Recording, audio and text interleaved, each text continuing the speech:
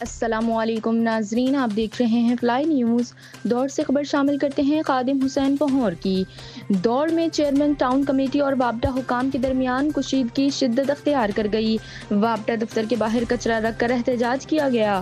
دوڑ میں chairman town committee Chaudhry Waseem Afzal Rajput اور وابڈہ حکام کے درمیان کشیدگی میں مزید اضافہ ہو گیا ہے۔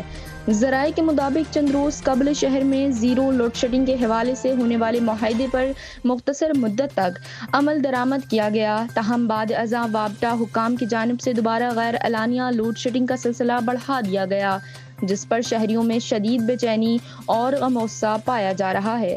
شہریوں کی مسلسل شکایات اور بجلی کی بدترین صورتحال کا نوٹس لیتے ہوئے چیئرمین ٹاؤن کمیٹی دوڑ چودھری وسیم افضل راجپوت کی ہدایت پر ٹاؤن کمیٹی کی گاڑیوں کے ذریعے شہر کا کچرا اٹھا کر وابڈہ آفس کے مرکزی گیٹ کے سامنے رکھ کر احتجاج ریکارڈ کرایا گیا۔ ذرائع کا کہنا ہے کہ احتجاج کے دوران وابڈہ عملہ دفتر سے غائب رہا، جبکہ مشتعل شہریوں نے طویل اور غیر اعلانیہ لوڈ شیڈنگ کے خلاف شدید احتجاج کرتے ہوئے اعلیٰ حکام سے فوری نوٹس لینے اور